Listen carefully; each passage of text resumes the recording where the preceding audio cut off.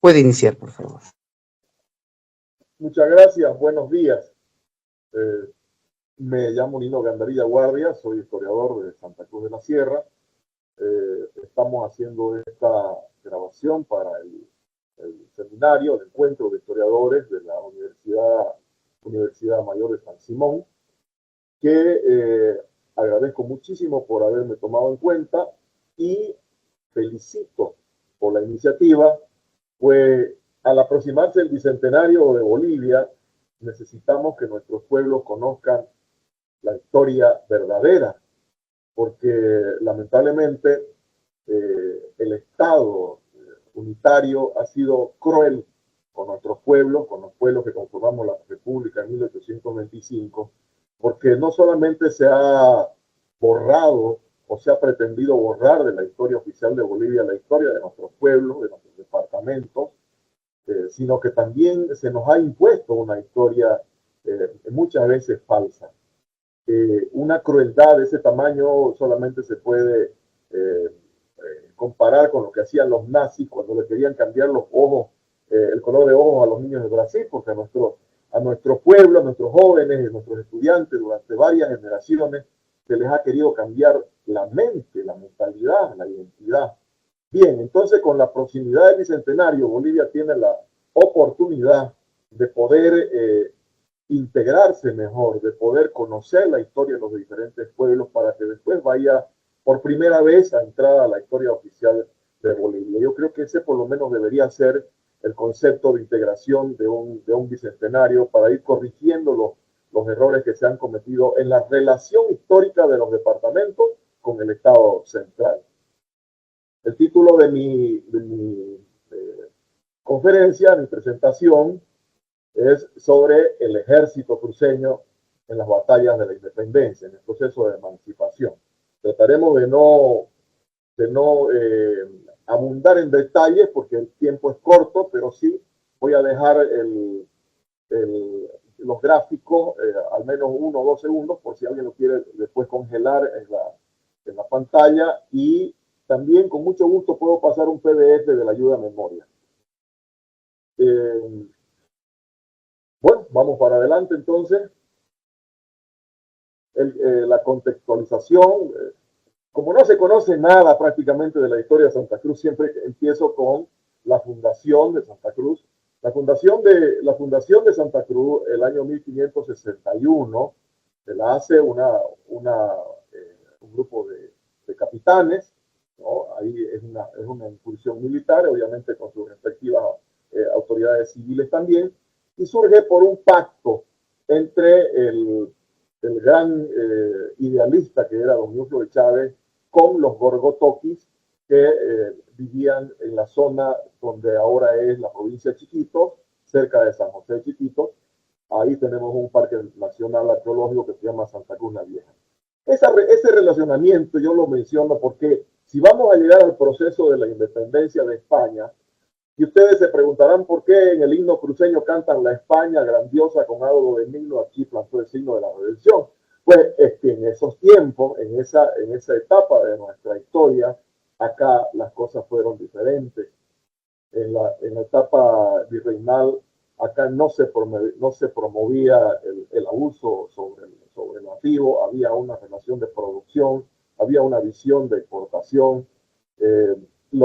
Los textos y los bandos que ha firmado Ñuflo de Chávez son de mucho respeto al hombre americano. Obviamente en todas partes del mundo hay el blanco y negro, el yin y el yang, pero lo que vale en el juicio histórico de un personaje o de un prócer es lo que formalmente hace, ¿no?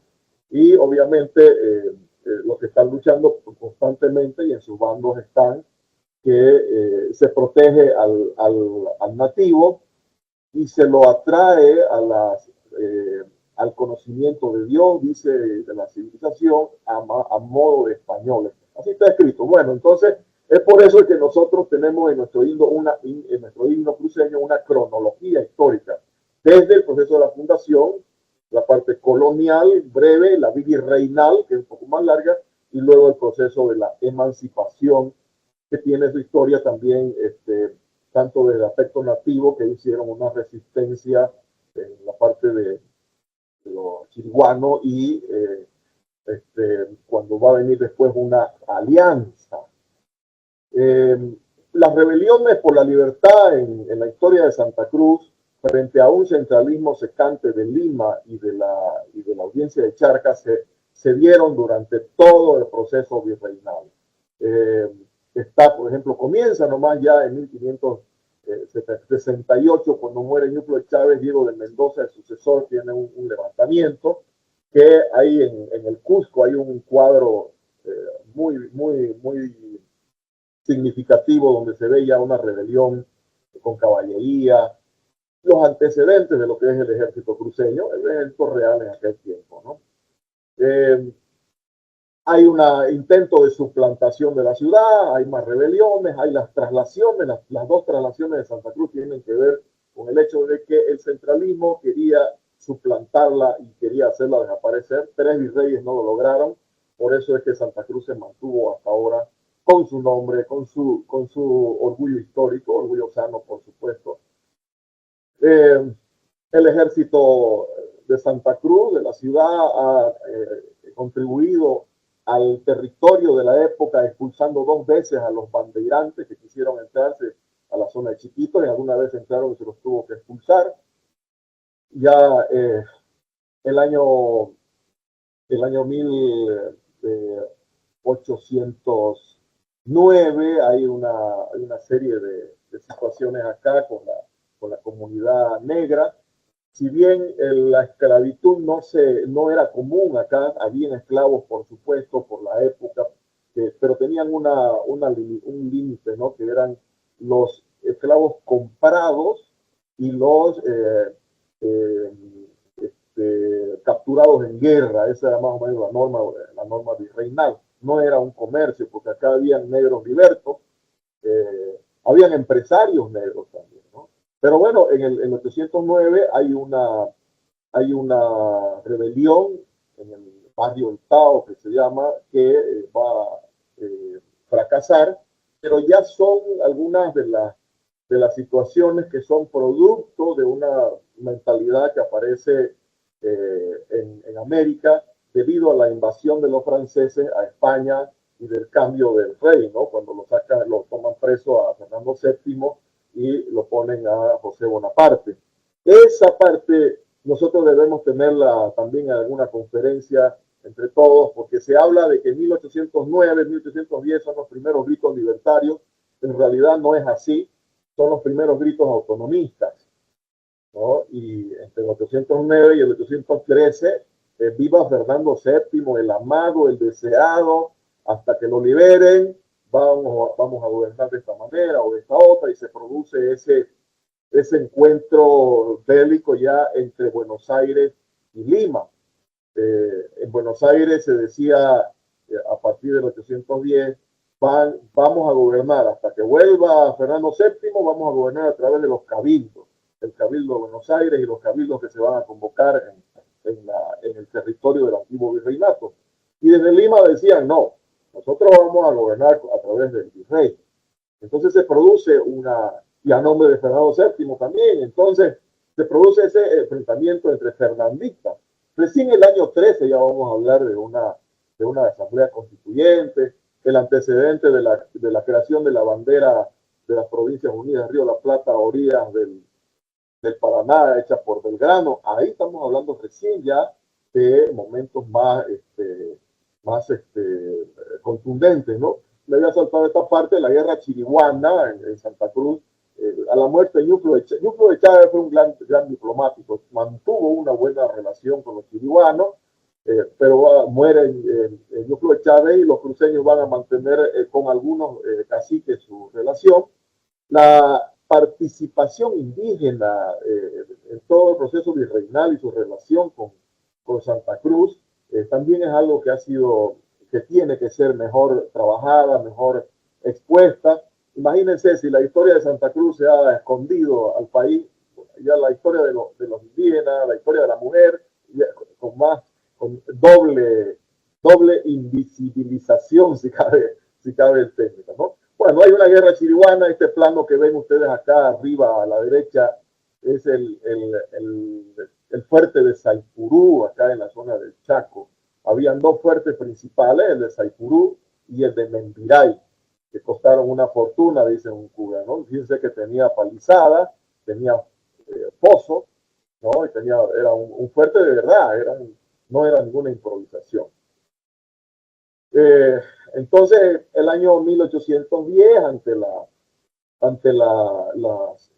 lo que ya había ocurrido en Chuquisaca y en Buenos Aires, el 10 de septiembre de 1810, en Membiray, en el fuerte de Membiray, que está cerca de lo que hoy es Camiri, ¿no? Ahí la unidad militar, por ejemplo, debería llamarse Coronel Antonio Suárez, que es el militar cruceño que se adquiere al proceso de emancipación.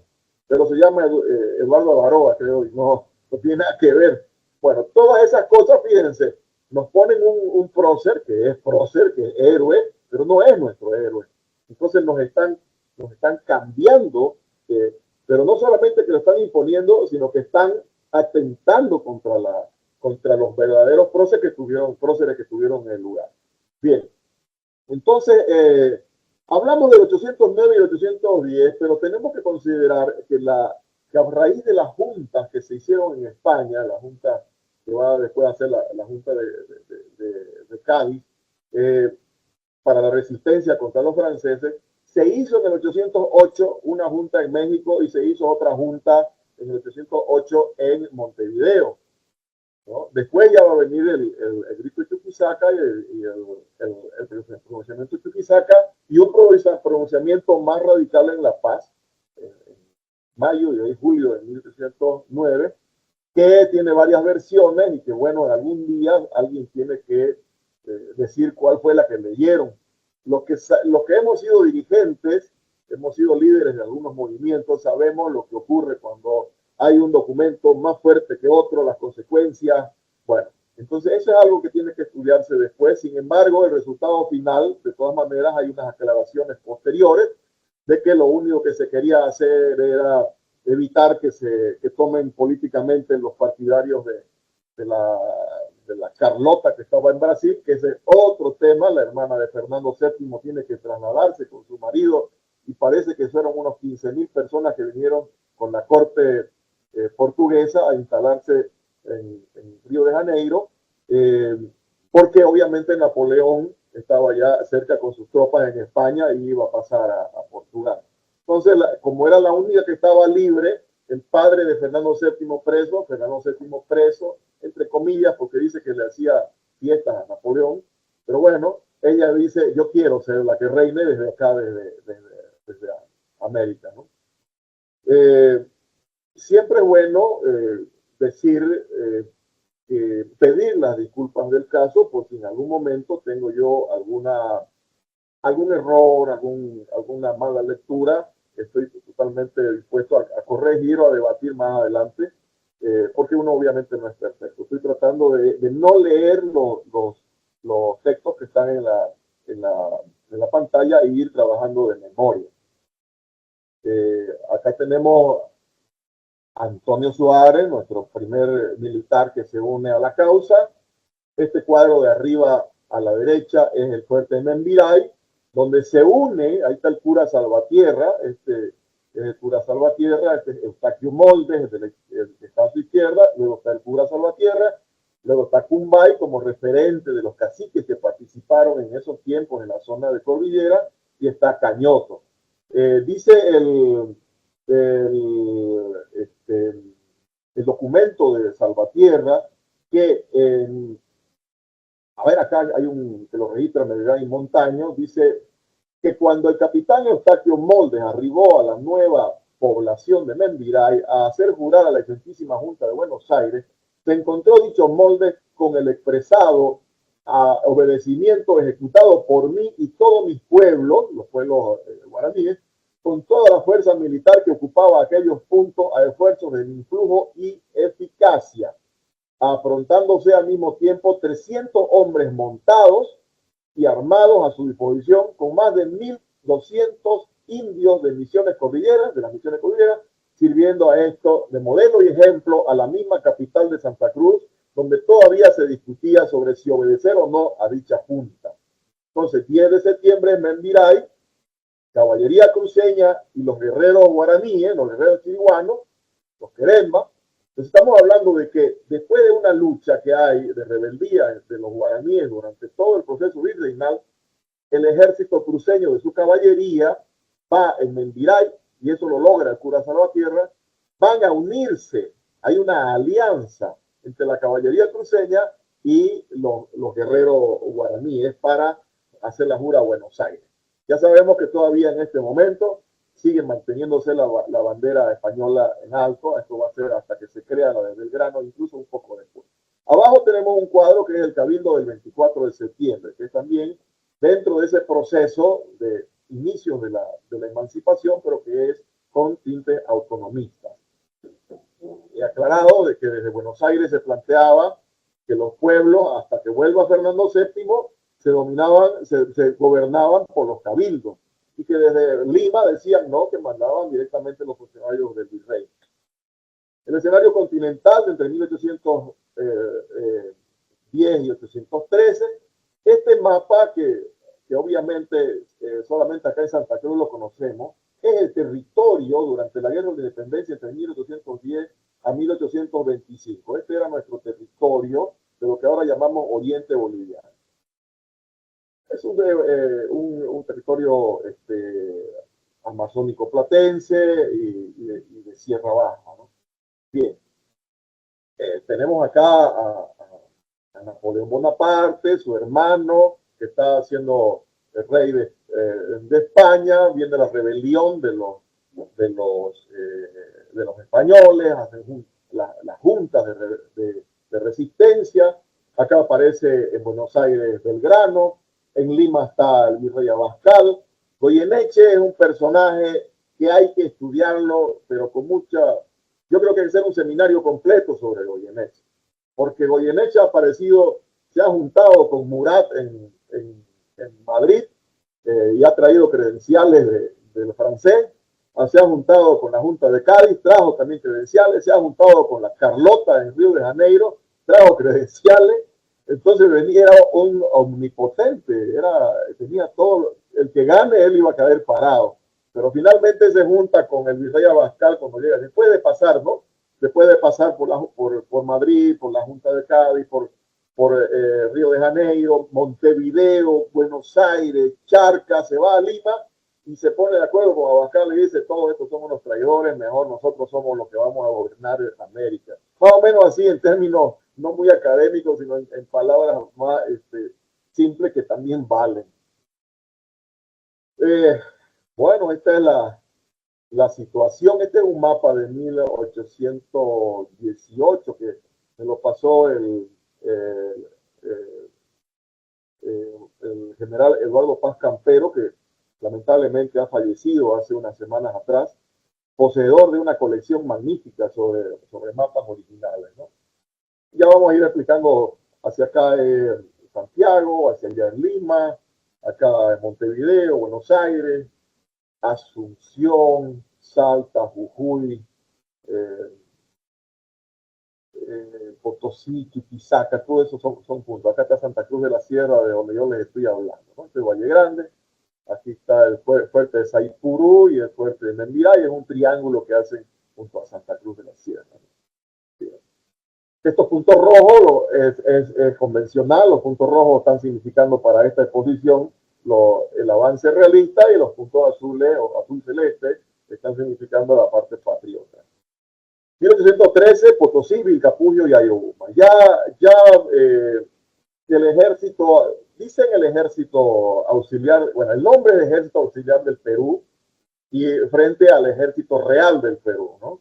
Esto es ya para octubre de 1813, han avanzado el ejército auxiliar de Salta, ha habido ya la batalla de Tucumán, ya se ha creado la bandera en el 1812, ya ha habido el éxodo de Jujuy, y han avanzado desde la batalla de Tucumán, la batalla de Salta, ya han avanzado hacia Potosí. ¿no? Hacia allá es donde Belgrano ha llegado, ha tomado Potosí. Ya han habido los cambios en el Ejército Real del Perú también, y ahora está Pezuela. Se produce Viles Capullo y Ayohuma, ¿no? Las dos derrotas que tienen una razón clara, aparte de un montón de detalles militares, tiene una razón clara, es que, bueno, a raíz de la derrota de Capullo y Ayohuma va a retroceder el ejército auxiliar del Perú, que le llaman también ejército del norte, pero para nosotros es el ejército del sur. Ya le voy a explicar más adelante cómo hablamos. Y avanzan los realistas en persecución, ¿no? Y toman Cochabamba, en Chuquisaca hay resistencia, hay refuerzos de nuevas tropas, avanzan sobre Oruro, La Paz. Entonces, hay un concepto que es el que planteo yo en esta exposición, que es el ejército del centro, el ejército cruceño o ejército de Warnes, que le llaman también. Porque es una de las razones por las que Belgrano tuvo las derrotas de Vilcapullo y Ayohuma, es que tuvo que asignar a los gobiernos de nuestras provincias el gobierno a sus mejores oficiales, entre ellos Warnes y Arenales, Warnes a Santa Cruz y Arenales a Cochabamba. Con Warnes va a venir nuestro general cruceño José Manuel Mercado. Nombré, dice Belgrano, gobernadores. Acá en Bolivia nosotros conocemos muchísimo de lo que dijo Simón Bolívar, que Bolívar no disparó un solo tiro por la independencia de Bolivia, y no conocemos nada de lo que no conocíamos. Ahora estamos tratando de mostrar también en la otra parte. No se conocía lo que había hecho Belgrano en esta etapa. Nombré gobernadores agentes de mérito, como el teniente coronel don Ignacio Warnes, don Francisco Ortiz de Ocampo y el coronel don Álvarez de Arenales, que lo fueron respectivamente de Santa Cruz de la Sierra, Chuquisaca y Cochabamba, respondiendo sobradamente con su dedicación a la confianza puesta en ellos. Entonces eran sus hombres de confianza, que los va a destinar a reforzar el Alto Perú y Santa Cruz de la Sierra, mientras él avanzaba hacia Lima, ¿no? Así es, entonces va a nombrar gobernador de Cochabamba, Chuquisaca, Santa Cruz y otros más por acá, porque creo que son 5, y se va a producir lo que viene. Hay Belgrano, Pezuela, Arenales, Warnes, Mercado. Desde Potosí los va a enviar acá a Santa Cruz de la Sierra, de donde yo les hablo. Mapa de la época, ¿ok?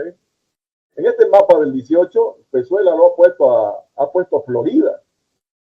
Y Florida nunca fue un pueblo grande, ¿no? Hasta ahora es un pueblo de pocos habitantes, pero fue tan grande la impresión que tuvo sobre la victoria patriota en Florida que lo puso en el mapa, y en Buenos Aires respiraron tranquilos y pusieron una calle. Ya vamos a ver.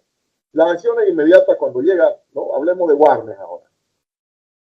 Sale de Potosí y llega a Santa Cruz de la Sierra, ¿no? Arenales se va a quedar en Cochabamba. Lo primero que hace Warnes cuando llega en el 813, el 24 de septiembre, asume el mando y envía tropas a Belgrano. Estas tropas vienen de Mojos, vienen de acá mismo de Cordillera y de Chiquitos, y era la fuerza militar que manejaba el coronel Suárez en aquel tiempo, la fuerza militar de los cruceños que había. Sumamente duchos en la guerra, pues tenían una guerra permanente en la zona de Cordillera, de la Cordillera de los Chiribanos. Hay unos informes del gobernador Viedma donde dice no hay mejores soldados en todo el Perú, dice, ¿no? Todo el continente, que los cruceños son así, son así. Entonces, no es que llega y se encuentra con gente que no sabía nada, se encuentra con gente con buen entrenamiento, con valentía, con organización. El 26 de septiembre, y convoca elecciones de diputados al Congreso del 13. Ya en el año 13 tenemos que hablar ya de soberanía por el Congreso Constituyente. Antes no. Viene la elección de diputados el 26 de septiembre, son elegidos el coronel Suárez, porque le va a entregar el mando de Santa Cruz a Warnes, y don Pedro Damián Urtubey. Entre octubre y diciembre va a buscar adhesiones a la causa del vecindario y los pueblos vecinos, consolida mojos, organiza su Estado Mayor, organiza la caballería y la infantería, 3 cuarteles y almacenes, fabrica cañones, fabrica armas y pólvora. El año siguiente, en 814, en enero, sofoca una sublevación interna que hay y inicia contacto con el exigente Álvarez de Arenales, porque ha huido de Cochabamba. Álvarez de Arenales va a iniciar la fabricación de uniformes. El 22 de febrero, Warnes nombra a Arenales comandante de la cordillera bajo su mando. Al perder Arenales, si bien eran del mismo rango, coroneles los dos en ese tiempo ya, al perder Arenales su plaza en Cochabamba, sale con 27, 30 hombres, preferentemente oficiales, siempre se sacan los oficiales. Entonces comunica con Warnes, le exige coordinar, y Warnes le dice: usted va a ser comandante de la cordillera con asiento en Membiray. Eso no le va a gustar mucho a Arenales, estar bajo la dependencia de Warnes, pero es que no tenía más mando ya. Arenales había perdido su provincia, y además que era útil que trabaje Arenales en esa zona. Viene una reunión en marzo entre Warnes y Arenales. Es tortuosa la relación entre Warnes y Arenales, porque Warnes tenía que atender una provincia y Arenales quería recuperar una provincia. El 15 de marzo de 1814, Warnes dispone que todo esclavo negro mulato que sentara plaza en Santa Cruz quedaría automáticamente libre. Con ello formó el batallón de infantería Pardos Libres. Pardos Libres eran los negros voluntarios y negros libertos, porque acá había mucho negro que se escapaban del imperio de Brasil y acá prácticamente entraban libres. Incluso se queja la corona portuguesa, se queja ante la corona española de por qué en Santa Cruz de la Sierra lo dejaban libre a los que se escapaban. Y hay un mapa incluso de chiquito de por dónde era su entrada a Santa Cruz, ¿no? Esta medida es un avance. En 1810, en Buenos Aires, el regimiento Pardos y Morenos fue continuación del regimiento de Castas. En enero de 1813 se decretó la libertad de vientre. Lo de Warnes va más allá de la libertad de vientre. No es cuando ya naces a partir de que estamos liberando, no. Warnes está diciendo: en este momento ya no me queda ningún esclavo más aquí, y sientan plaza en el ejército. Ya van a ver lo que hacen los Pardos Libres. En Santa Cruz había una comunidad de negros e indios libres, pero no era suficiente. Entonces la medida fue radical, incomodando obviamente a cierta gente en el vecindario, y por eso se le van a hacer algunas rebeliones. Este es el nacimiento del ejército de Bolivia, no el que están festejando cada vez, porque ese que se festeja está en esa etapa que aún no se hablaba de independencia. Era todo a favor de Fernando VII. Entonces, la constitución y la creación de los pardos libres va a consolidar un ejército en pleno gobierno de la patria, 1814. Esa es la creación. Eso debería Bolivia recordarlo, nuestro país. Debería estar en todos los libros de historia. Su creación emana de la disposición de un gobierno libre para un ejército formal. No eran guerrilleros. Lo de Santa Cruz era un ejército formal, un ejército en línea, con Estado Mayor, con comandante de caballería, comandante de infantería, de artillería, con dotación de uniforme, dotación de sueldo. Era un ejército de línea. En abril, bueno, ya se saben las novedades del enemigo. En 1814 estamos en el preámbulo de la batalla de Florida. El ejército cruceño tenía ya para esa época 1000 hombres, comandante general Ignacio Warnes. En la caballería comandaba el general José Manuel Mercado, cruceño, Warnes porteño. No había Argentina ni Bolivia en ese tiempo, todos eran rioplatenses. rioplatense cruceño, rioplatense bonaerense. Recién hemos podido hacerle un poco la biografía al comandante Saturnino Salazar. Si me meto ahí voy a usar el tiempo ya para otra cosa, pero en alguna otra oportunidad podemos hacerlo.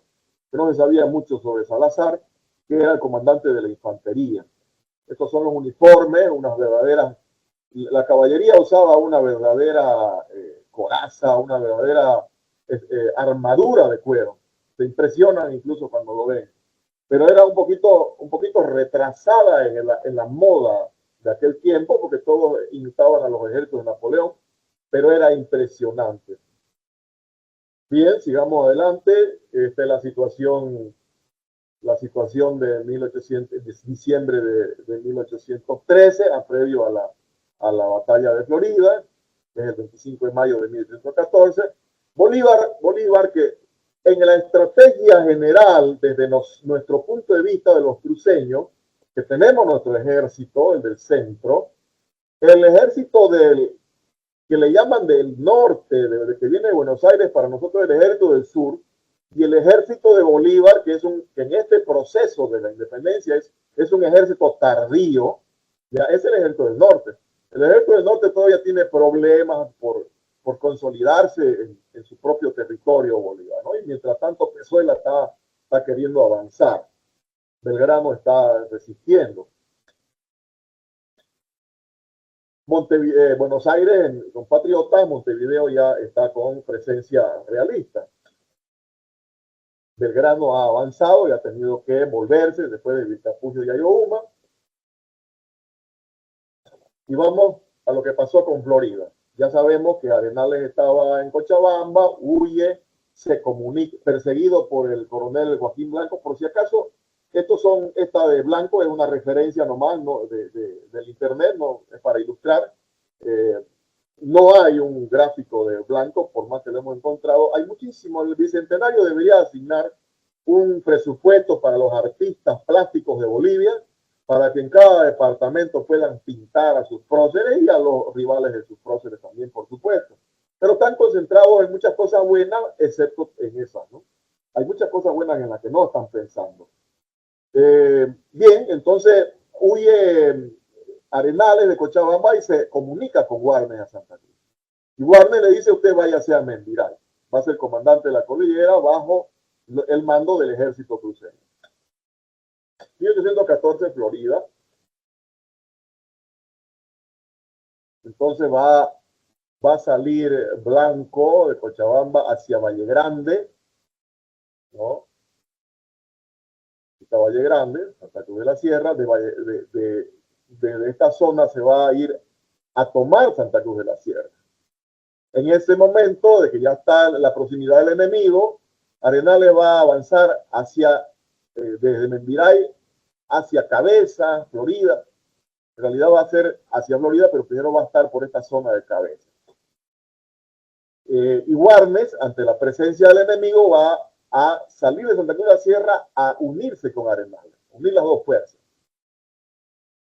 Entre tanto, en el 14, el ejército auxiliar del Perú, el del sur para nosotros, está retrocediendo ordenadamente hacia Tucumán. ¿Qué significa este cuadro, estimados colegas? Significa que la independencia de América, al retirarse el ejército de Belgrano, a recuperarse, y al no existir el ejército tardío de Bolívar, el ejército cruceño, el ejército del centro, está a cargo de la independencia de América, de la resistencia a la independencia de América. Entonces, va a salir Warnes hacia Florida, Joaquín Blanco el coronel Blanco va a perseguirlo. Los protagonistas acá son Warnes, Arenales y Mercado. ¿Por qué Mercado? Ya van a ver. Y se va a producir la batalla de Florida. ¿Cómo fue la gloriosa batalla de Florida? Una de las tres grandes batallas entre el 13 y el 16, el ejército del centro, que hoy es el territorio que es parte de Bolivia y que deberían todos los bolivianos estar orgullosos de estas victorias, bueno, estuvo a cargo de la resistencia para la independencia de América. El ejército cruceño está a cargo de Warnes, está Mercado, está Saturnino Salazar y está el otro comandante, Arenales. Hay un problemita siempre ahí en quien manda. En la formalidad, Warnes le va, pese a que es su provincia, por el hecho de que venían desde Cochabamba persiguiéndolo, pues le va a dar el honor de comandar, por lo menos en la parte formal. Y se va a producir la batalla de Florida. Este es un cuadro de Carlos Sirián, en la plaza de Florida. Pero la plaza de Florida es el final. Según nuestras cuentas, porque en esto los historiadores siempre vamos a diferir, porque hay unos que se toman de una fuente, otros de otra. Yo lo que he tratado de hacer es buscar todas las fuentes en mi libro Warnes y Arenales en el ejército cruceño y he contado lo que decía cada uno y al final llegué a esta conclusión que realistas eran 1200 y los patriotas eran 1028. Lamentablemente Arenales da un parte donde trata de minimizar la participación de Warnes y los cruceños, siendo que él no tenía más que 30 hombres cuando llegó y Warnes le dotó de hombres y también de uniformes y de municiones. Pero bueno, esa es otra cosa. Así se planteó la batalla. Ahí tenemos, les dejo 2-3 segundos ahí por si alguien quiere ver cómo estaban conformados el despliegue de cada uno de los ejércitos.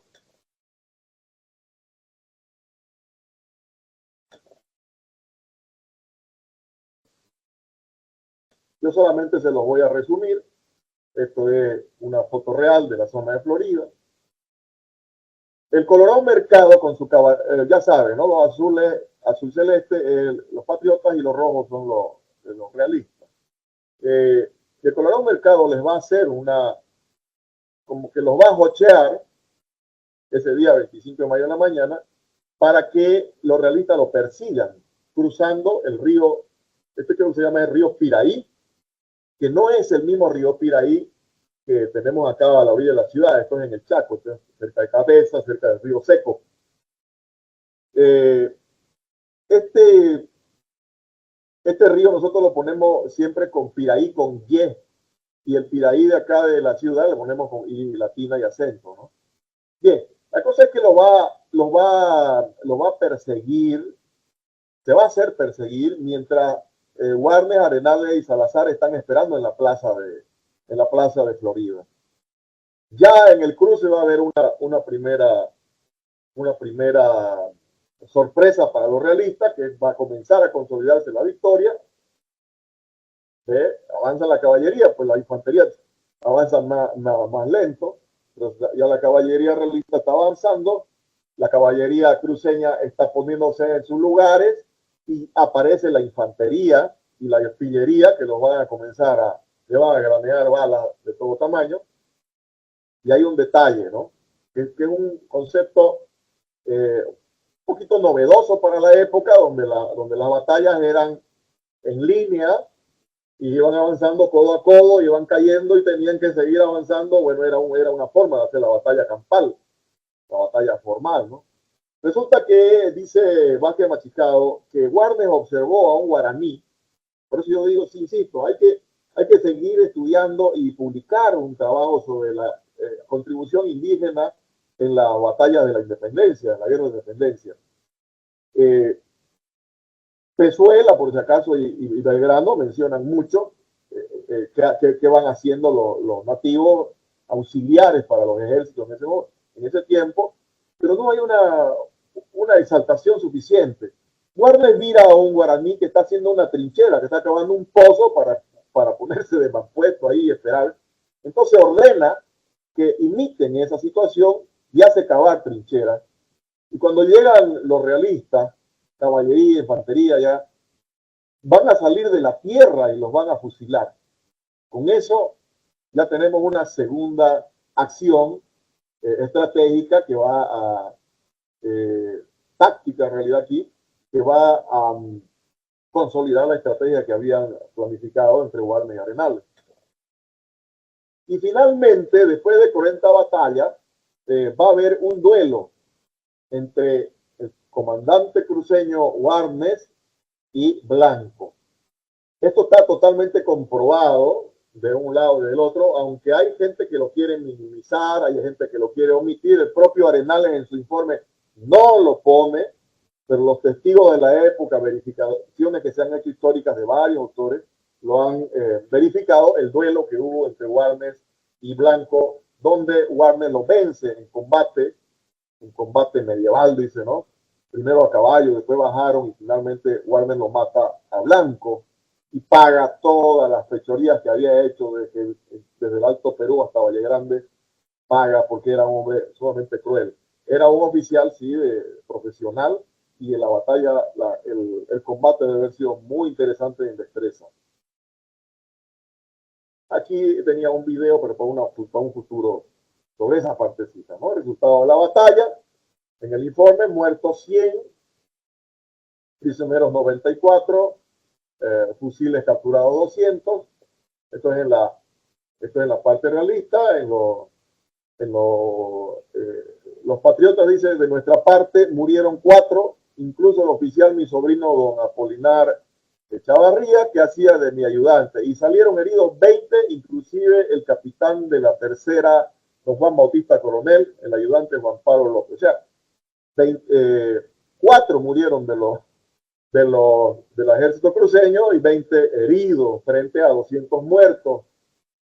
Hablan también de 270, otros autores. Bueno, la cosa es que, ¿por qué esto? Les he explicado de que hubo una estrategia con unas tácticas muy interesantes que que superaron este problema de la diferencia de número y que dieron la victoria anticipada desde cuando Mercado se hace perseguir, desde el momento en que salen de la tierra lo de infantería y finalmente el duelo de guardia.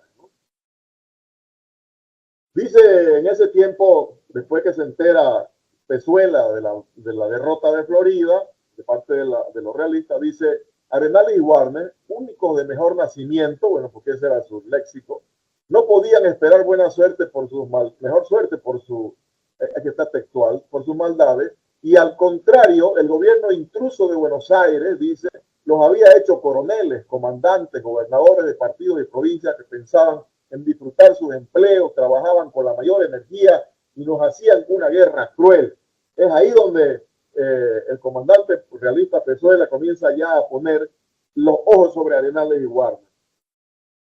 Y dice Uriburu, que es el que registró por informes de Arenales, con el triunfo de la Florida, en Argentina dicen la Florida, en Santa Cruz, en Bolivia decimos Florida. Quedó asegurada, con el triunfo de Florida, quedó asegurada la libertad de Santa Cruz y lo que es más importante aún, como se verá más adelante, determinó la inmediata evacuación de las provincias bajas argentinas por el ejército de Pezuela que se retiró a Suipacha.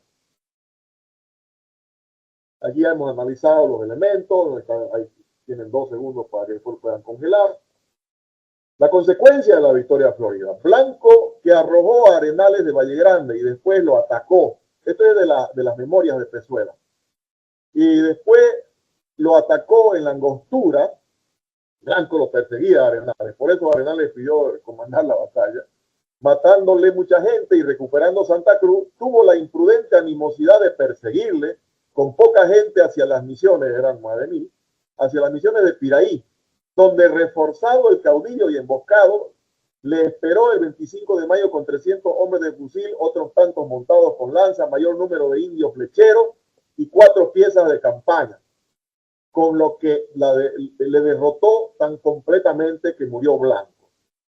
Mi permanencia en Salta, esta es la consecuencia ya estratégica continental de la batalla de Florida, mi permanencia en Salta y Jujuy no llevaba ya el objeto de seguir al Tucumán. Tenía que no, Jujuy, Salta, Buenos Aires, ¿no? Tucumán, Buenos Aires. Por los motivos expresados, pero sí el de mantenerme todo lo posible para combinar mis operaciones con la expedición de Cádiz, que tenía que llegar por Montevideo, que yo como no instruido de las intenciones de las Cortes, juzgaba que sería efectiva su llegada a las costas de Montevideo en todo julio. Pero siendo ya 20 del mismo, de que no había llegado, ni se tenía noticia de ella, y que la plaza de Montevideo se había rendido el 23 de junio, 25 de mayo la batalla de Florida y el 23 de junio se rinde Montevideo con 5.000 hombres, etcétera, etcétera.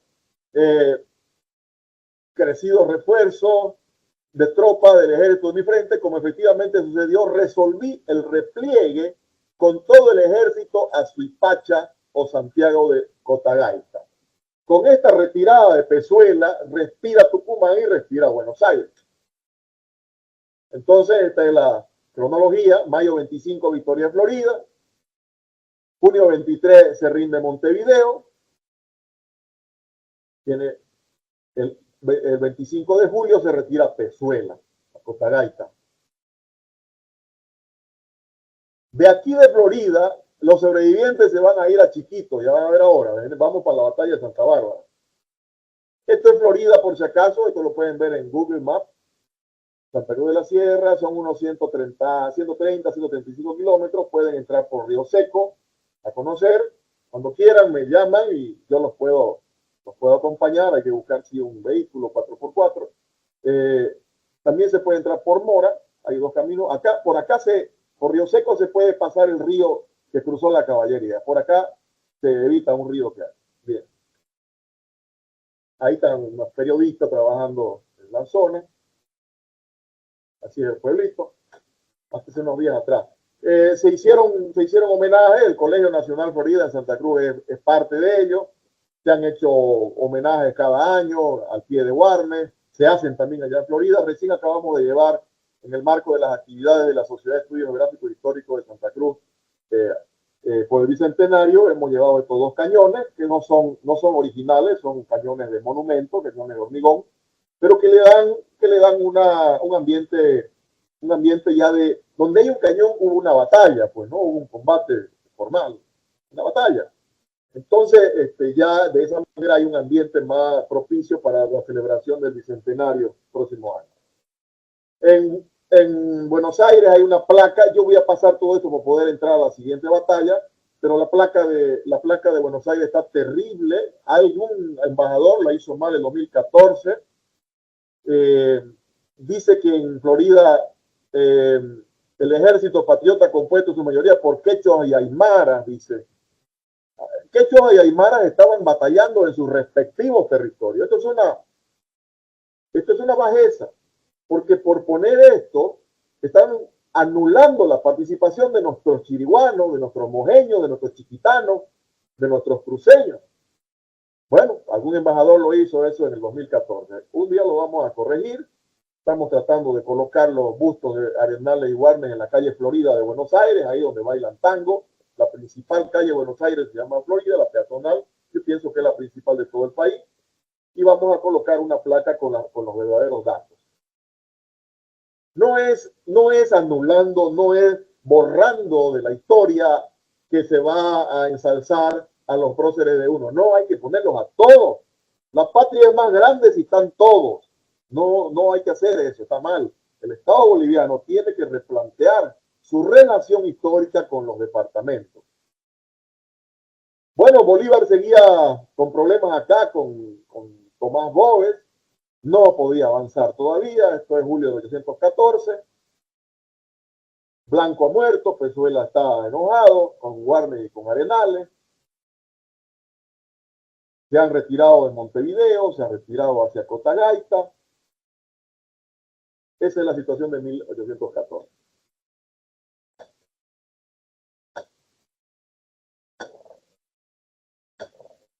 Pasamos a 1815, Santa Bárbara, la segunda batalla campal que contribuye el ejército cruceño a la independencia de América y por supuesto a la construcción de Bolivia. Desde Florida va a huir una partida de realistas a reunirse con el gobernador Altolaguirre en San Rafael. Sí. Gracias a Dios ahora hay una carretera que va por San José Chiquito. Bueno, acá vemos ya, Arenales va a retornar a hacer, prácticamente se van a romper relaciones entre Warnes y Arenales. Yo les sugiero, hay un libro, está en Amazon, Warnes y Arenales en el ejército cruceño. Ahí está, día por día, carta por carta, cuál fue su relación entre ellos. Están los esposos Padilla, acá ya están poniendo el ojo sobre los tres. Acá está nuestro Güemes, en toda la parte de Salta, con sus gauchos, combatiendo, resistiendo. Y se va a producir la campaña primero y la batalla de Santa Bárbara. ¿Cómo fue esto? 7 de octubre de 1815, victoria de Santa Bárbara, la segunda victoria del ejército cruceño. Warnes el 25 de agosto, el 27 de agosto dice: soldados de la patria, nuestros hermanos de chiquitos nos llaman y nuevas glorias se nos presentan para adornar el templo de la libertad, etcétera, etcétera. Que pueda yo, conducido de la mano, ante la presencia de nuestro excelentísimo supremo director general en jefe José Rondó, y habían cambiado de comandante por Rondeau, para que conozcan los héroes libertadores de la América del Sur. Así les hablaba Warnes a los miembros del ejército cruceño. Aquí en Florida se ha vuelto el ejército cruceño hacia Santa Cruz de la Sierra, se ha preparado, porque del 25 de mayo hasta agosto de mayo del 14 hasta agosto del 15, se ha recuperado y va a hacer esta campaña, porque es una campaña, llevar 2.000 hombres de aquí hasta aquí. Cuando vengan a pasear conmigo, van a ver que en el vehículo que traigan, parece que nunca se acaba el territorio. A veces incluso en avión la gente impaciente cree que es largo. A mí me encanta que sea largo porque es más territorio nuestro, ¿no? Y no se acaba nunca mejor. Pero bueno, ahora imaginen un ejército formal a paso de infantería.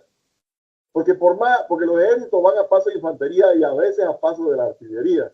Porque por más caballería que tengan, el paso del infante es el que va consolidando territorios, ¿no?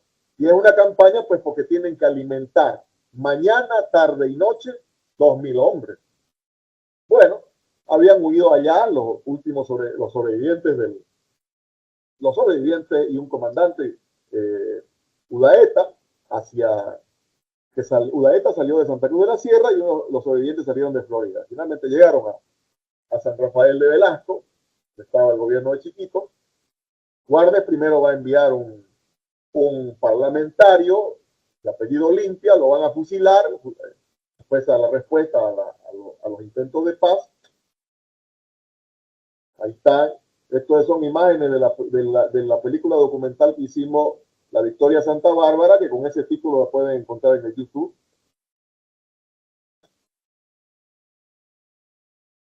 Esta es la cronología. El 11 de agosto hay una elección en Santa Cruz porque a raíz de este tema de los pardos libres siempre había la cuestión de que como estaba en el ejército no había quien produzca en las haciendas, entonces había cierta rebeldía, y Warnes era un gobernador que no persiguió a nadie de los realistas en la ciudad. Mientras en otras ciudades habían cientos, hasta muchos centenares de fusilamientos, en todo el gobierno de Warnes, entre el 13 y el 16, hubo 2 fusilamientos de 2 extranjeros que hicieron un levantamiento. Los gastos de la campaña lo hicieron de Santa Cruz de Chiquito, fue cubierto por la gobernación, por la familia de Warnes y por los vecinos. Hay una proclama el 22 de agosto a la ciudad, hay una proclama el 27 de agosto que sale con 1.200 hombres. En el camino, el 2 de septiembre, va a ir tomando contacto y pactando con los nativos en la parte chiquitana, probablemente en San José con mayor énfasis. Total patriota, 2.000 hombres, cruceños, vecinos, mestizos, libertos y nativos de la comarca, ¿no? La bandera en ese tiempo, tanto en Florida como en Santa Bárbara, pues la bandera es de las Provincias Unidas del Río de la Plata, azul celeste y blanco. No es ni azul ni es celeste como la que se conoce hoy, es azul celeste, es un término intermedio. Bueno, aquí dejo un cuadro, un par de segundos para quien lo quiera analizar después, cómo fue cómo se componían los dos bandos, el realista y el ejército cruceño. comandante Juan Bautista de Altoraguirre, era comandante realista. Su segundo era coronel Juan Francisco de Ulaeta. En el ejército de Santa Cruz, el ejército cruceño, el comandante era Ignacio García, Ignacio José Guarne García de Zúñiga, es su nombre completo. El segundo comandante era el teniente coronel Melchor de la Villa Guzmán. Hay una historia de por qué está ahí don Melchor. La diferencia es abismal sobre cuántos hombres tenían. Lo llevaban con el doble, obviamente, porque los curas de la misión de San Rafael habían convencido en nombre de Dios y del rey a los indios a que se unan como auxiliares al ejército de los realistas. Entonces 2.000 a 4.000 fue más o menos el enfrentamiento. Se van a encontrar, bueno, primero hay una refriega en una estancia de Santa Lucía, y luego viene la estancia de Santa Bárbara, que está a unos 10 kilómetros está a pocos kilómetros de San Rafael, antes de llegar a San Rafael, en el camino entre San José Chiquito y San Rafael. Bien, están frente a frente, es una batalla campal, formal, donde las caballerías generalmente se colocan a los costados, las artillerías disparan ya sea desde adelante o desde atrás de la infantería, pero la artillería es un respaldo a los avances de la infantería. Los auxiliares indígenas están en la parte de atrás.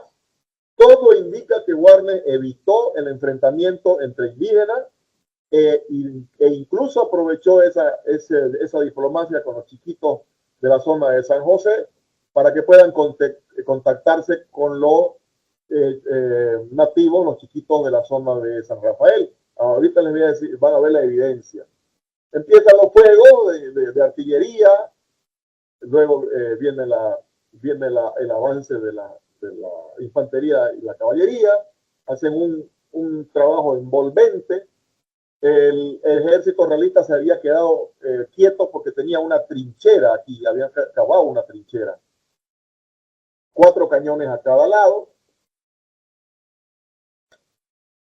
Ahí viene el avance de la infantería patriota, que ponen el pecho a la bala, y al momento que la caballería ha hecho su incursión por detrás, vino el desparpajo y la victoria se dio en poco tiempo.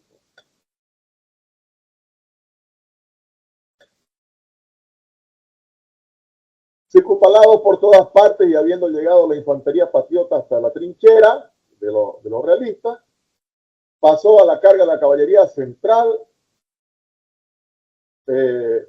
Los realistas son superados en fuego, caída su fusilería e inutilizada su artillería, se desorganizan y huyen. Son perseguidos y se produce una guerrilla en el monte, muere su comandante y su reducida caballería fue usada para la huida de los caudillos. Y todo eso está. La batalla de Santa Bárbara es una de las mejor documentadas de la época. Hay documentos originales, obviamente que es las misiones jesuíticas que se guardaron, ¿no? Los realistas habían cortado leña, por un lado tenían que hacer un campo de batalla, y por otro lado la leña teóricamente era para quemar los cuerpos de los patriotas al final de la batalla. Pero sucedió al revés. Las bajas patriotas fueron 3 muertos y 25 heridos, solo 12 de flecha. He aquí la razón por la que yo les digo que Warnes ha tenido que pactar, hacer diplomacia a través de los chiquitos de una zona con los chiquitos que estaban apoyando a los realistas. No entraron prácticamente en batalla campal, sino en algunas refriegas, porque si solo hay 12 flechazos de 3.000 flechas, pues bueno, quiere decir que hubo algo de diplomacia ahí. Se concentró Warnes en el ejército real uniformado, ejército de línea. Eso es lo que ha pasado. Realistas eran 400 muertos aproximadamente, la mayoría de infantería. Se hizo la limpieza del campo, bueno, y se tuvieron que incinerar para que no haya las pestes tan cerca de una misión jesuítica. Este es el cuadro de Carlos Sirvial sobre la batalla de Santa Bárbara. Fíjense ustedes, Acá tenemos en la parte de, acá al fondo están los auxiliares nativos, igual acá atrás están los auxiliares nativos, pero básicamente Warner trabajaba, y como todos los militares de esa época, los patriotas trabajaban más con su ejército formal porque es más fácil desplazar hacia una batalla campal. A los auxiliares, evidentemente eran auxiliares, que en la batalla del Pari van a tener mucha importancia. Aquí sí son los libertos, el batallón Pardos Libres es el que va a poner el pecho para la victoria de Santa Bárbara frente a las balas de la infantería realista. Y este es su estandarte acá. En un ala está los Pardos Libres, al otro lado está la infantería cruceña con la bandera del ejército, que es la que se devolvió con estos colores, ¿no? Que estaba en Sucre, se la devolvió a Buenos Aires. Y esta otra es la bandera, está un poquito, el color, algo ha pasado en la pintada aquí. El color es menos azul, es como este otro. Azul, celeste y blanco es la de las Provincias Unidas. Del Río de la Plata por el momento, todavía no aparece en las Provincias Unidas de Sudamérica. Y Warner lo premia, dice en su proclama, los cruceños han destruido esa tropa de forajidos. Los cruceños con su heroica constancia y con paciencia invencible han opuesto una barrera a sus proyectos interminables. Así lo mencionó Warner, así lo felicitaba al ejército cruceño. Y obviamente el énfasis que le pongo yo como cruceño, lo que trata es de contagiar, para que todos los bolivianos se sientan orgullosos de estas victorias.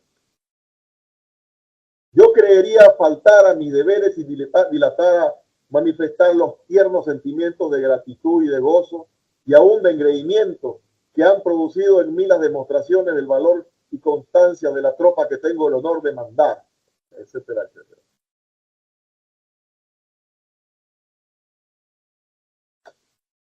Esto es Santa Bárbara. En este momento hemos hecho un monumento gigantesco, probablemente uno de los más grandes probablemente uno de los monumentos más grandes que hay sobre el proceso emancipador entre los que hay en Sudamérica.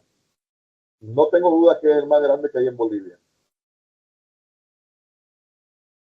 Ahí está una toma, fíjense la relación entre hombre y monumento. Es un pórtico memorial que está ahí a pocos kilómetros de San Rafael. Ya está mejor, ya la carretera pasa por aquí, ya pueden llegar en auto, sacarse fotos. Está una belleza. El 7 de octubre, bienvenidos. Nos vamos para San Rafael a conocer el lugar de la Victoria de Santa Bárbara. Cada año más de 700 estudiantes trabajan en los colegios y hacen la recreación de la batalla.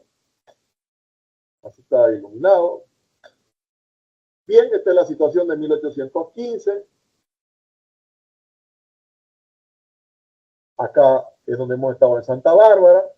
Warner se va a quedar un tiempo porque hay un problema político en Santa Cruz Rondó lo va debido a los movimientos políticos que habían y a la renuncia que hizo, porque Warner renuncia pero el pueblo lo reelige. Warner ha ido a Santa Bárbara, a la batalla de Santa Bárbara, como un gobernador soberano, ya no solo con su designación del mando de Buenos Aires, sino renuncia tal vez para liberarse de esa dependencia y es ya un comandante y un gobernador electo de manera soberana. Aún así, hay unos movimientos políticos que incluso está ahí Arenales confabulando contra él y Rondó lo va a cambiar, por eso se va a quedar a gobernar chiquito un tiempo. Lamentablemente el gobernador interino Carreras lo van a matar los Pardos Libres porque vuelven victoriosamente de Santa Bárbara y lo que hace este gobernador impuesto es volverlos a sus dueños. Los disuelve y los hace esclavos de nuevo. No duró mucho. Bien. Este año, el 7 de octubre es la victoria, porque fíjense, hay unas noticias que llegan a Buenos Aires. Llega la noticia de las derrotas de Vilcapullo y Ayohuma, mientras se retira su ejército ordenadamente con Belgrano.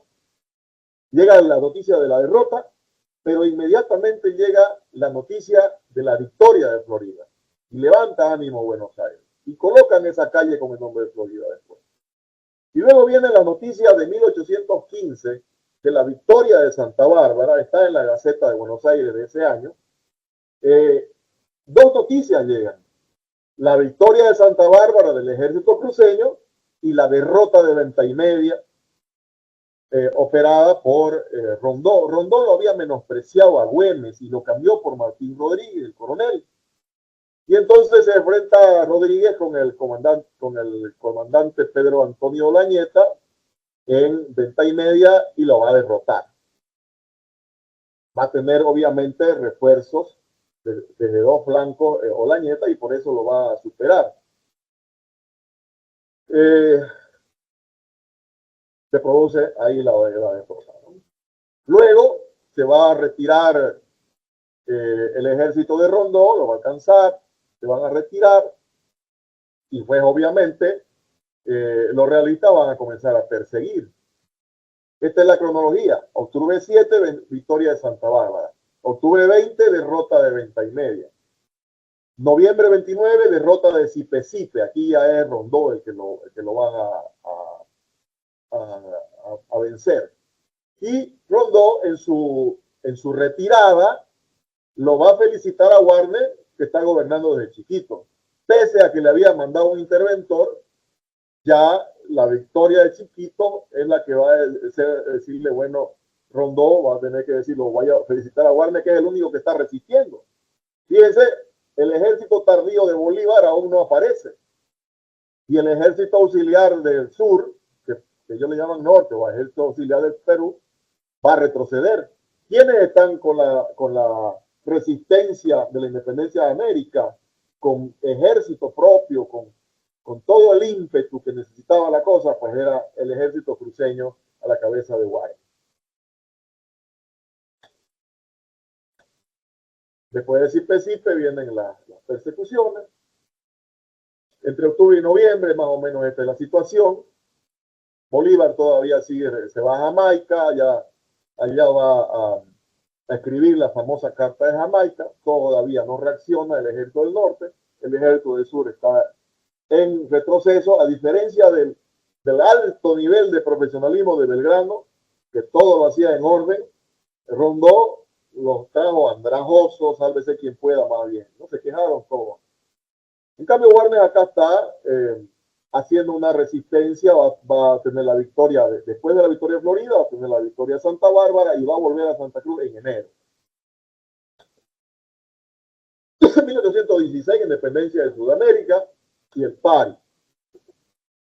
En julio se firma el acta de independencia de las Provincias Unidas en Sudamérica.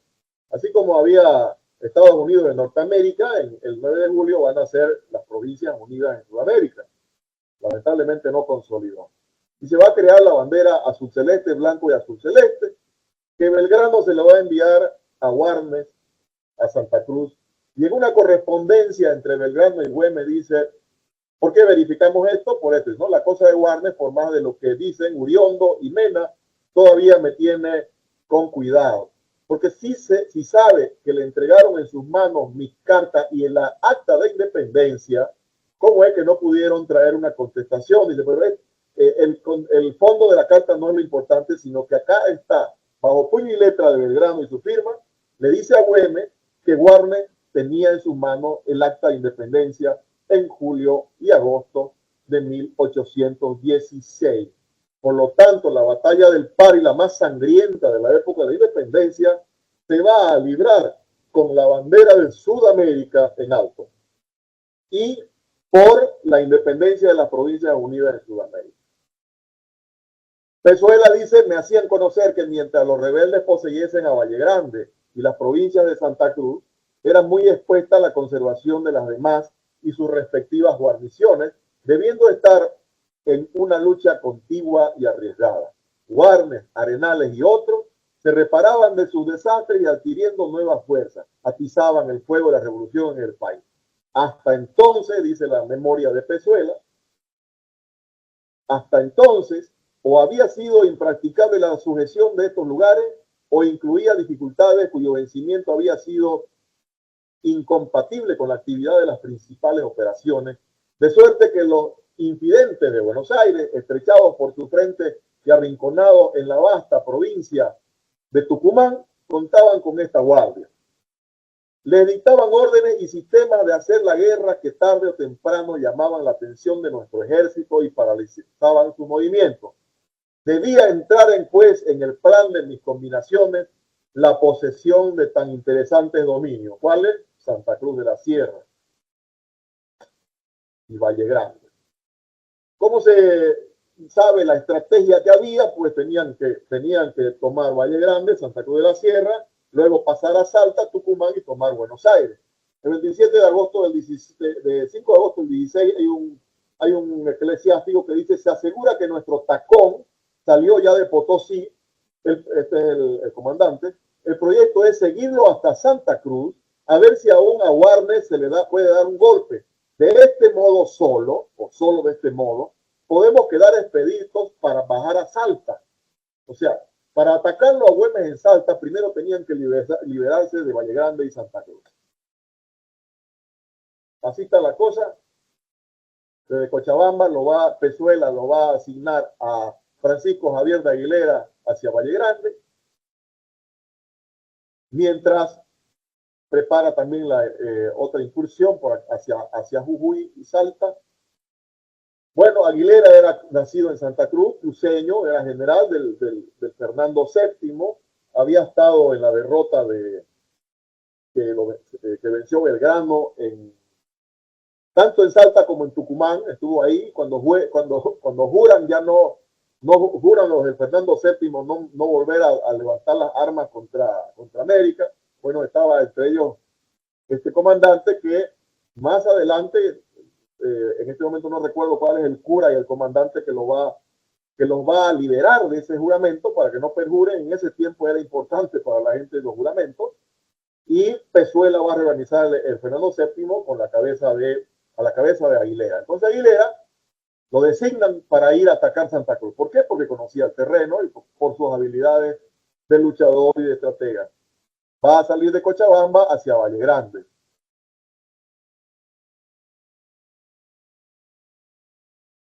Y ante las amenazas de Pezuela, tanto hacia Santa Cruz como a Jujuy y Salta, desde Tucumán, el Congreso se va a trasladar a Buenos Aires. Solo para que veamos cuál era el verdadero peligro ya de una invasión grande de parte de Pezuela. Pero en el camino, Aguilera va a tener la orden de primero atacar a los Padillas en la laguna. Y se produce ahí la muerte de Manuel Asensio Padilla, que hubo una película sobre el asunto que a mí no me pareció cómo lo resolvieron, porque Padilla ha muerto protegiendo la vida de su esposa, ha muerto en un combate, y no con un tiro de la espalda, y ahí lo resumieron en 5 minutos el semejante acto de heroísmo que tuvieron los Padilla, ¿no? Bueno, luego va a volverse por Valle Grande, va a seguir engrosando su ejército, van a llegar como a 1600 y van a avanzar sobre Santa Cruz. Y se va a producir la batalla del Pari. ¿Cómo fue eso? El objetivo militar de la batalla del Pari, tomar Santa Cruz, aumentarse y pasar al sur. Ese era el objetivo realista. El objetivo patriota, defender Santa Cruz y bloquear el paso hacia el sur. Resultado de la batalla del Pari, tomaron Santa Cruz y quedaron 200 hombres quietos de la parte realista, y de parte de la parte patriota cercaron Santa Cruz y bloquearon por el sur, desde el fuerte de Saipurú. Hemos escrito un libro, una novela prácticamente, se llama El Gladiadores del Pari, porque es una victoria la batalla de Pari y finalmente Aguilera entró con 200 hombres a Santa Cruz, pero el ejército cruceño, pese a la muerte de Warnes, resistió 3 días y sobrevivieron 350 hombres. Para eso hay que explicar muchísimo. Pero acá está más o menos un resultado. Los realistas eran 1600, quedaron vivos 200. Los patriotas eran 1350, quedaron vivos 350. 8 horas de combate y toda la noche el trabajo de los auxiliares. Y después de 2, al tercer día recién entra Aguilera vestido de cura a la ciudad. Los realistas tenían el batallón Fernando VII, un batallón profesional, fue destruido totalmente. Aquí vean en el flanco izquierdo, está destruido totalmente el batallón Fernando VII. ¿Por quiénes? Por los pardos libres. Aquí los pardos libres se jugaron cuchillada por cuchillada, se desangraron, se destruyeron. Solo quedó un negro de apellido Leite, sobreviviente, en los pardos libres, y en el Fernando VII solamente quedaron 2, un cura que hacía de médico y un comandante. Todos los demás murieron. La caballería realista totalmente de los Talavera, de Fernando VII destruido, un sobreviviente, de Talavera 200 sobrevivientes de los 500. La caballería realista totalmente destruida. Entre los patriotas, el batallón Pardos Libres ha sido destruido. El batallón Voluntarios de Santa Cruz, que son estos de la derecha, 150 sobrevivientes. Y la caballería cruceña, 250 invictos. La artillería perdida porque se queda en el paro. Bueno, la situación, yo tengo una conferencia completa sobre la batalla del Pari, paso a paso, la organización, tiro por tiro, cuchillada por cuchillada, pero les puedo decir que la victoria en el Pari fue una victoria para América. Bolívar todavía no aparece, por si acaso. Todavía está ocupadito allá arriba, en el norte. Pezuela va a hacer su incursión, va a preparar la invasión grande. Aguilera va a entrar a la ciudad, Warnes va a morir no sin antes haber consolidado la destrucción de ese ejército que quería pasar a Buenos Aires. Y Mercado con Salazar se van a retirar primero a Cotoca y después se van a refugiar en el fuerte de Saipurú. ¿Cuál es la situación a noviembre de 1816? Mercado en Saipurú, Güemes en Salta, Jujuy y Salta, Belgrano está en Tucumán, va a recoger incluso soldados que fueron sobrevivientes de la infantería del Pari, porque Güemes va a recoger a la caballería que estaba con Cañoto, todo está documentado, y a raíz de que estaba todo esto cubierto, va a suceder algo. El cruce de los Andes de 1817.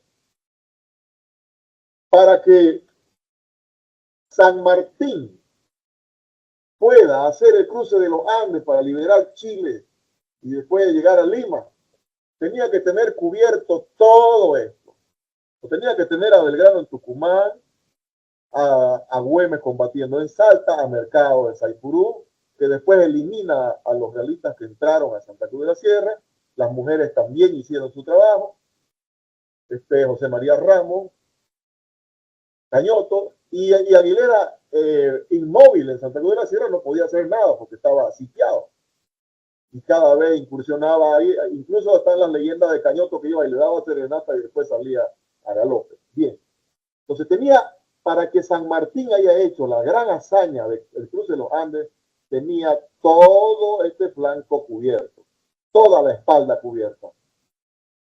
Si en la batalla del Pari, Warnes, el ejército cruceño, no hubiera destruido al ejército de Aguilera, imagínense Aguilera pasando con 1.600 más aumentado con 2.000 hombres hacia Salta, se le complicaba la vida a Güemes y entonces San Martín hubiera tenido que volver con Belgrano a combatir a los realistas, probablemente en Salta o en Jujuy o quién sabe en Tucumán.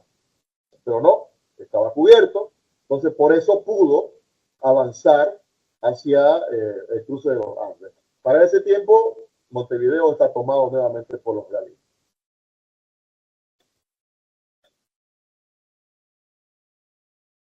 Esta es la relación de las batallas: Vilcapugio y Ayohuma, Florida, Santa Bárbara, La Laguna, el Pari. la tablada, ¿no? Salida. Entre 1817 y 1825 hay toda una resistencia del ejército cruceño que en este momento no lo vamos a explicar, pero está todo documentado. Imagino que ya el tiempo se nos ha acabado, o se nos está acabando. En 1825 viene el nacimiento de Bolivia. Ahí les dejo 2 o 3 segundos para que lo puedan congelar en su momento con todos sus protagonistas. ¿Cómo es que se hace Bolivia? La dependencia entre de Olañeta, la relación de Olañeta con Sucre, porque el padre de Bolivia es Casimiro Olañeta, la relación con Sucre, la relación con Seoane, que es el político cruceño que va a estar ahí, Bolívar, Velasco, Arenales, todos ellos están vivos todavía, ¿no? El 3 de abril hay una rebelión en Valle Grande y luego hay una elección de los diputados por Valle Grande a la Asamblea. Y la acción del ejército cruceño todavía va a sobrevivir hasta la batalla de Ingavi, cuando Velasco le cede las tropas a Valliviano. Y podríamos también mostrar cómo la caballería cruceña actuó en Ingavi, Marceliano Montero, Saavedra. Ahí también un cuadro de Chirián. Muchas gracias. Estoy disponible para preguntas, no solo hoy, sino también por el internet podemos, de manera ordenada, porque todos somos ocupados, pero podemos generar algunos debates después sobre algún dato que yo haya podido mostrar y les haya interesado. Si la quieren, la conferencia se la puedo dar en PDF, con mucho gusto. Es la ayuda a memoria, ¿no? Por supuesto, para algunos datos que quisieran tener. Muchas gracias.